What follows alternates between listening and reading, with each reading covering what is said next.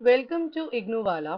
यह असाइनमेंट इग्नू वाला द्वारा डेवलप किया गया है in association with Neeraj publications, जो कि पब्लिश करते हैं largest range of chapter wise reference books को, including many solve sample question papers for various IGNOU courses. Now let's start studying the assignment for the subject code MEG3 British Novel. Answer all questions in this assignment. Let's discuss question number 1. Comment on the significance of places as segments of life in Tom Jones. Do you think that these segments bring to life the diversity and interrelatedness of 18th century English life? Let's discuss the answer. दोनों ही extremes में opinion differ करता है। कुछ लोग believe करते हैं कि fielding ने ज्यादा अटेंशन प्लॉट को नहीं दी, जिससे ये इम्प्लाई होता है that he gave an overwhelming attention to characterization. उन्होंने कैरेक्टराइजेशन पर ज्यादा ओवरवेलमिंग अटेंशन को दिया। ऑन द अदर हैंड लेकिन कुछ बिलीव करते हैं that he was all for the plot. This plainly means that he was almost indifferent to depicting realistic and plausible characters. उन्होंने प्लॉजिबल और रियलिस्टिक कैरेक्टर्स को depict किया है। द ट्रुथ, सच्चाई लाई करती है somewhere in between the two extremes. कोई भी इस बात को डिनाई नहीं कर सकता कि fielding was a great realistic, वो एक रियलिस्टिक थे who delineated real men and women of his age with all their virtues and vices, बिना moralize और present करते हुए किसी भी consistent ethical philosophical canon को। क्रॉन के अकॉर्डिंग फील्डिंग ने अपना कैरेक्टर बिल्डिंग स्टार्ट किया in Somersetshire with squire Allworthy, squire Western, Tom Jones, young Blifil, Sophia a philosopher, a clergyman, a doctor, a housekeeper and a gamekeeper के साथ। He starts Jones on a journey to London, introducing chance acquaintances by the way. ये बहुत ज्यादा clear है कि fielding के canvas बहुत ज्यादा लार्ज हुआ करते थे। उन्होंने वर्चुअली प्रेजेंट किया और चांसरिन को gallery of portraits of widely different in terms of dress, taste, manner and station in life. We have good number of female characters. हमारे पास डिफरेंट डिफरेंट फीमेल कैरेक्टर्स है of different hues and moral standings, though most of them जिसमें से बहुत ज्यादा corrupt है। Sophia यहाँ heroine है इस प्लॉट में। She has a high moral sense, उनका मॉरल सेंस बहुत हाई है। She is a paragon of beauty and model of obedience, लेकिन साथ ही साथ वो सेल्फ विल्ड है as far as love for the hero is concerned, and as last she has her way. Lady Bellaston, Mr. Waters and even Mrs. Fitzpatrick women है weak moral characters के। Mrs. Honor बहुत ज्यादा found है hidden behind the curtains in a room अपने hero के साथ। Fielding के characters well defined है और ऑथर उन्हें माइन्यूट डिस्क्रिप्शन देता है बहुत सारे केसेस में। हमें दिमाग में ये चीज रखनी चाहिए, the last part of fosters assertion, where there is more than one factor in them we get the beginning of curve towards the round. Thus Tom Jones जो हीरो है कॉन्फ्लिक्ट करता है between idealism and falling prey to sexual activities. The heroine obedient है yet rebellious है to parental authority, and mister Western wavering frequently. Similarly Blifil ने बहुत सारे descriptive notes को नहीं डिस्क्राइब किया from the pen of the novelist, लेकिन उनका रोल नॉवेल में बहुत ही ज्यादा क्रूशियल है। But for his machinations the novel would have turned into static statue.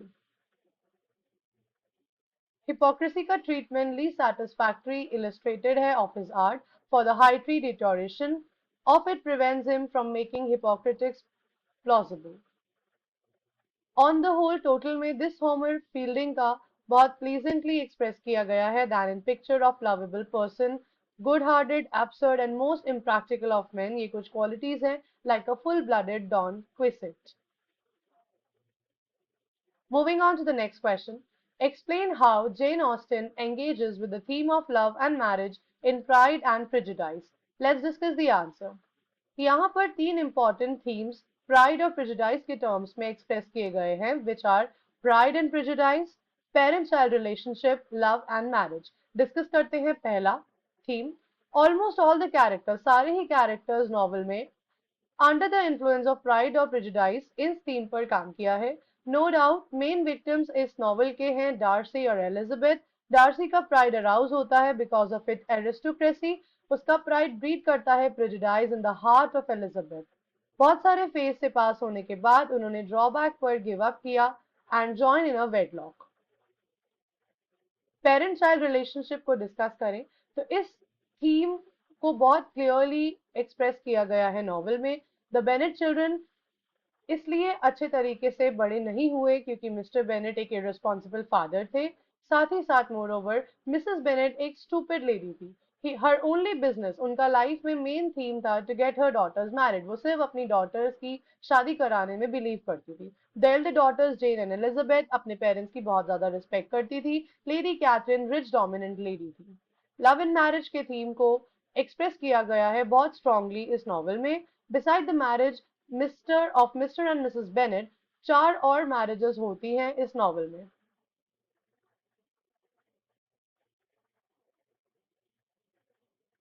So here Darcy and Elizabeth ने गिव अप किया अपने प्राइड एंड प्रेजुडाइज को रिस्पेक्टिवली और एक वेडलॉक में ज्वाइन हुए। श्योरली उन्होंने हैप्पी लाइफ लेड करी सोशल और इकोनॉमिक पैरामीटर्स के साथ साथ। दास साथ में जेन ऑस्टिन ने चाहा to give an example of ideal love and without an iota of doubt वो इसमें सक्सीड हुई। जो इस नॉवल का मेन थीम है ऑफ प्राइड एंड प्रेजुडाइज वो है love and marriage. Marriage of Mrs and Mr Bennet के अलावा भी चार मैरिजेस इस नॉवल में होती हैं और ज्यादातर कंसर्न है courtship love particularly in coming close of the hero Darcy and the heroine Elizabeth by stages. First marriage attract करती है अटेंशन को जिसमें मिस्टर एंड मिसेस बेनेट एक एजुकेटेड मैन है who fell in love with missus Bennet और उन्होंने उनसे शादी करी। Second example is that of Charlotte Lucas and mister Collins. ऐसे ही थर्ड एग्जाम्पल है of Lydia and Wickham. Fourth example है Jane and Bingley. Fifth example है ऑफ एलिजाबेथ एंड डार्सी। ये एक आइडियल मैरिज का इलिस्ट्रेशन है। लेकिन उनका लव स्लोली डेवलप होता है after careful observation of each other. उन्होंने तब शादी करी only after Darcy has given up his pride और एलिजाबेथ ने अपने प्रेजुडाइज को गिव अप किया। Moving on to the next question, discuss the narrative techniques adopted by Emily Bronte in Wuthering Heights. ये कॉमन नॉलेज है कि तीन methods of telling a story जो डिस्क्राइब किए गए हैं नॉवल में।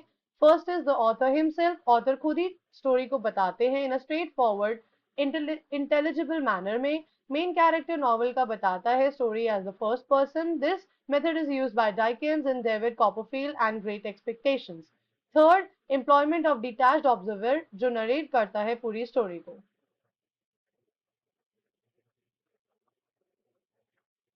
टेक्निक एम्प्लॉय की गई है बाय एमिली क्रिएट करती है कंफ्यूजन को रीडर्स के माइंड में because of the two narrator's.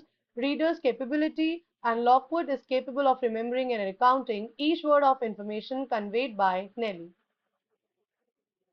ना ही नेली ना ही लॉकवुड इन्वेंट करते हैं टैंजिबल सेंस ऑफ ह्यूमर को अपनी टेंशन को रिवील करने में through highly violent incidents. Great amount of human psychology को पास किया गया है प्रेजेंटेशन ऑफ वेरियस इंसिडेंट्स में और उसे डीम्ड कमेंडेबल दिया गया है इन एक्सपीरियंस्ड गर्ल के तरीके से जैसे कि ब्रॉन्टी को डिपिक्ट किया। Moving on to the next question, explain how George Eliot engages with the women question in Middlemarch. Let's discuss the answer. In spite of David Dike's remarks, वो remark करते हैं कि Mary Garth not Dorothea is the moral centre of Middlemarch. ये reader को incline करता है more towards the overwhelming charm of Dorothea Brooke who though not an equal level seems to be darling of the author himself. डॉर्थिया की beauty के बारे में और natural attainments के बारे में अलग अलग चैप्टर्स के अटैचमेंट पीसेस में डिस्क्राइब किया गया। जनरल मेथड ऑफ जॉर्जी को ध्यान में रखते हुए एक प्रेजेंट करता है साइकोलॉजिकल सर्वे अपने कैरेक्टर्स का जिसमें उसने सफिशिएंट स्पेस दिया और अटेंशन दिया delineation of the mind and character of Dorothea को। कुछ कैरेक्टरिस्टिक्स डिफाइंड है। She had a lofty conception. उसका माइंड बहुत ज्यादा थ्योरेटिकल था than being practical. She was a staunch puritan at heart. She had कुछ मोशंस ऑफ लाइफ जो mould कर सके सबको जो उसके कांटेक्ट में आए, उसको एक्सट्रीम और could ill afford to accept compromise. Chapter 1 में ऑथर ने आइडिया दिया उसकी रिलीजियस बेटी को और अडोर किया when she is shown as kneeling on the floor fifth knee for a sick labourer.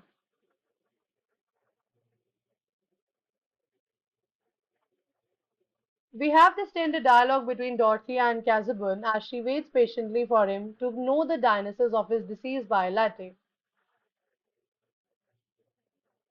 डॉर्थिया की फिलोसफी ऑफ लाइफ बहुत ज्यादा इनकम्पैटिबल है with saint Theresa's idealistic presentation of the other world in chapter 39, जिसको brought up किया गया in the following words, और एक कह सकते हैं कि Dorothea can not be prophetic figure, जिसको कंफर्म किया from Dostoevsky characters as mentioned by E.M. Forster's in aspect of the novel. On to the next question. Consider a portrait of the artist as a young man as an aesthetic autobiography. Let's discuss the answer. Stephen's aesthetic की theory take करती है एक concrete shape को in the later part, बाद के part में of the novel, though all along he has been showing, दो कि पूरे novel में उन्होंने show किया एक growing artist के sign को, even if never becomes one and ends only as an aesthete. वो एक आर्टिस्ट बनने में सक्सीड हुए only in a later novel of Joyce Ulysses. Stephen define करते हैं आर्ट को as the human disposition of sensible और intelligible matter for an aesthetic end. Quote करते हुए एक्यूनिस द्वारा, he says that beautiful is the apprehension of what pleases. Stephen के बहुत सारे स्पेसिफिक व्यूज थे एरिस्टोटल की थ्योरी में ऑफ पिटी एंड टेरर, जो कि उन्हें बहुत इनएडिक्वेट लगे और ट्राई किया एक्सप्लेन करने में it himself to show improvement of Aristotle's theory. The art which excite them, pornographical or didactic, are therefore improper arts. Stephen ने further elaborate किया the desire and loathing excited by improper aesthetic means को are really anesthetic emotions, ना कि इसलिए because they are kinetic in character, but क्योंकि they are more than physical. Explanation की बात करें तो इन द लिरिकल फॉर्म, ये एक ऐसी फॉर्म है जिसमें आर्टिस्ट प्रेजेंट करता है एक इमेज को खुद से रिलेट करते हुए। ड्रामेटिक फॉर्म में ये एक ऐसी फॉर्म है जिसमें आर्टिस्ट प्रेजेंट करता है एक इमेज को बाकियों से रिलेट करते हुए। हमने नोट किया दैट स्टेफन ने प्रेफरेंस किया for the objectivity of the art. उनका व्यू इस टाइम से रिलेटेड नहीं है with the general accepted view of various forms of art. ना ही हम ये कह सकते हैं decisively that it is choice on view. The phrase and the day and the scene harmonized in a word. Was it the colors? उन्होंने allow किया to glow and fade को hue after hue. Sunrise gold, the russet and green of apple orchards, azure of waves, the grey fringed fleece of clouds.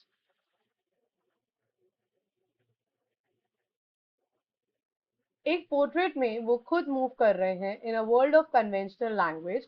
उनका interest words के द्वारा chiefly revolve करता है about the onomatopoeic associations with the effect upon his spirit. Surprise नहीं करता if the word tundish looked strange to dean और it should likewise to us. Stephen ने जब लर्न किया about the name of predict को तो ये seem हुआ like it was the name of a woman who washed clothes.